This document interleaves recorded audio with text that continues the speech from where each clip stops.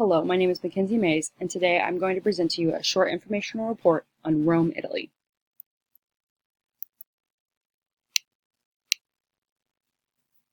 A little overview of Rome, Italy. Its population is 2.8 million out of Italy's total population, which is 60 million. The current climate this time of year is warm. The currency used is the euro. The language spoken is Italian, and their most predominant religion is Catholicism. Before you go, there are a few things you would like to know. No immunization shots are required before your travels to Italy, but you need to make sure that your passport does not expire for at least 6 months after your departure, and 2 pages are required for entry stamps into Italy. It's important you remember this because if you do not meet the requirements, you will not be allowed to depart for Italy.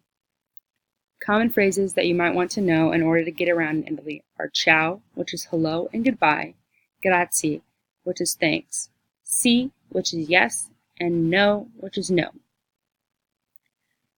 Rome has the largest airport in Italy, and so if you land in Rome, you will not have to travel far to your hotel. It is also recommended that you use public transportation such as the train because narrow and uneven roads are unsafe for travelers, and drivers typically tend to be aggressive.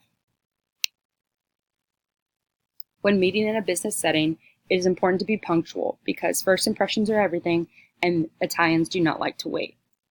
Handshakes are typical for greetings, and it is important to dress formally, typically in a suit, when in your first meeting with your new business partner.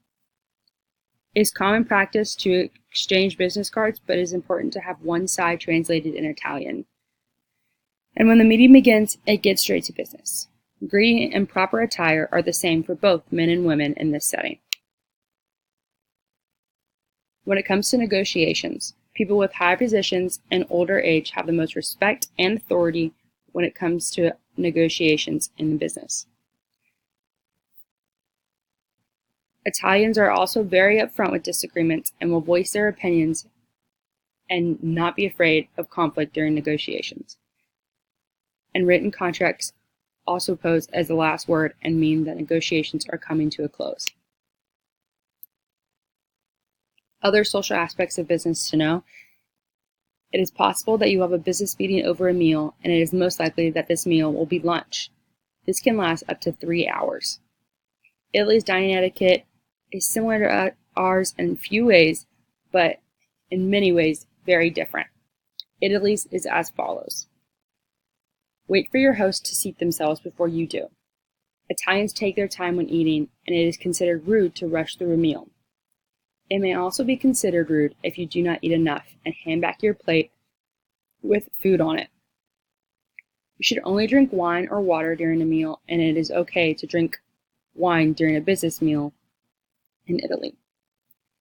You should not begin eating until your host tells you to do so. Tipping is not required in Italy, but there is a cover charge which is similar called coperto. In the matter of gifts, it's important to not give one until you have received one from your host, and the choice of gift may include liquors, delicacies, or crops from the visitor's country.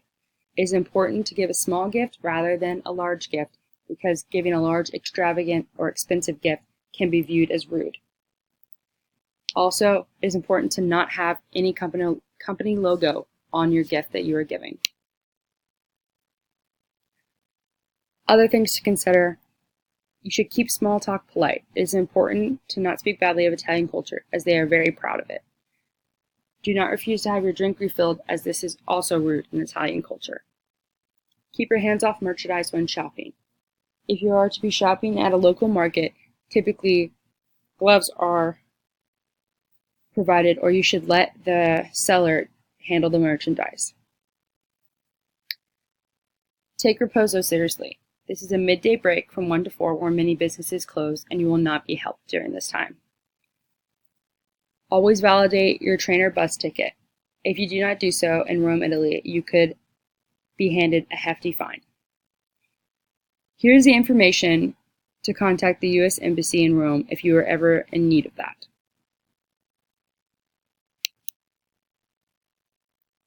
In conclusion, it is important to be kind, use public transportation, learn the common phrases that we spoke about earlier in this presentation, be on time, look professional, and always follow proper meal etiquette in Italy. Thank you for your time. Here are the references I used for today's presentation.